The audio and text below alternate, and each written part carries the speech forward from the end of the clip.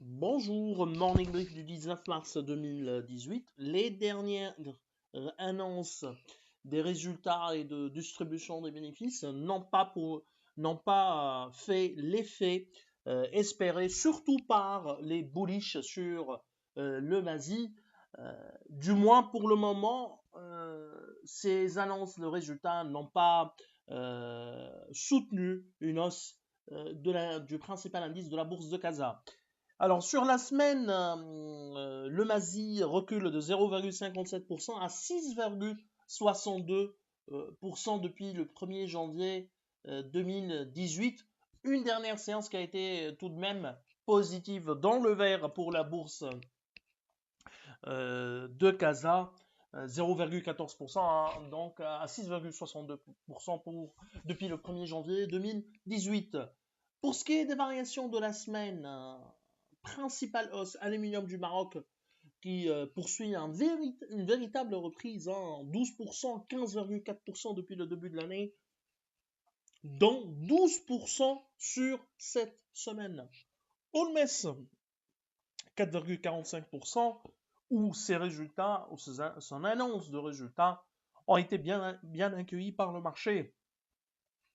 Ciment du Maroc, 3,51%, avec un retour au bénéfice pour Ciment du Maroc, même si on ajustait, le résultat est inférieur à celui de 2016. Efreki à gaz, 3,03% et Cosumar, 2,01%.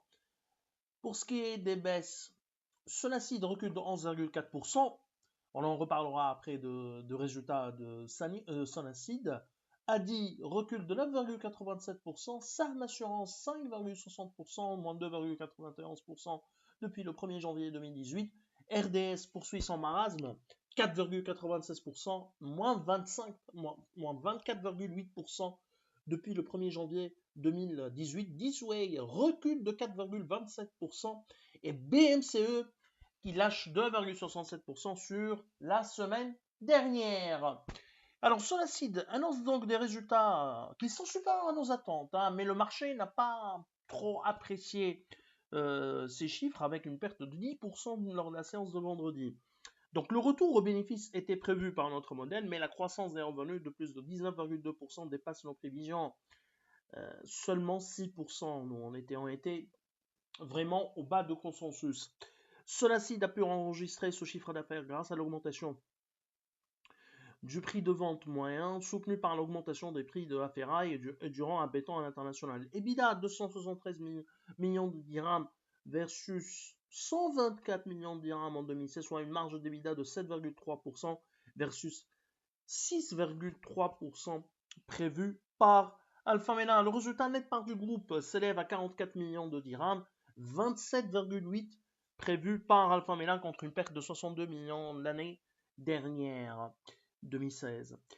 Donc les réalisations de Sonacid dépassent nos attentes. Le sidérurgiste a pu tirer son épingle de jeu dans un contexte défavorable, caractérisé par un marché surcapacitaire et très concurrentiel.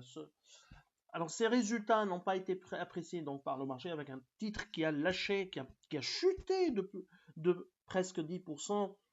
L'absence de dividendes pourrait également expliquer cette réaction négative du marché. Nous,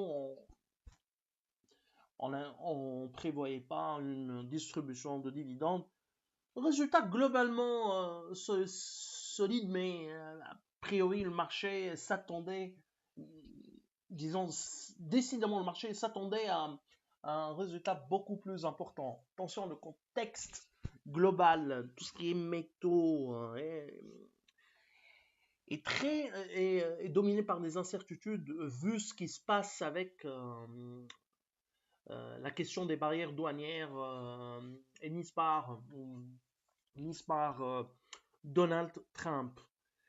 Naql annonce un résultat en ligne avec nos prévisions. Un résultat net part du groupe 2017 en baisse de 5,8% à 29 millions 7 versus un recul de 3,7% prévu par Alpha Mena. Naql confirme un dividende stable à 650 millimes en ligne avec nos attentes. Nous, on l'avait dit à maintes reprises, les 650 millimes pour Naql, c'est un dividende soutenable, même avec une forte baisse du résultat, et nous on s'attend à une forte baisse du résultat vu l'effondrement du dinar, qui va continuer pour ces 3 premiers mois de l'année. Le dinar a bien résisté, mais attention, pour le reste de l'année, nous attendons une véritable dégringolade du dinar face à l'euro. Alpha Mena est achat avec un target price à 14 dinars 5. Alors je vous souhaite un bon début de semaine. Au revoir à mercredi puisque mardi nous on n'aura pas de morning. On va utiliser en fait l'indépendance le 20 mars. Donc je vous souhaite un bon mardi également et au revoir à mercredi.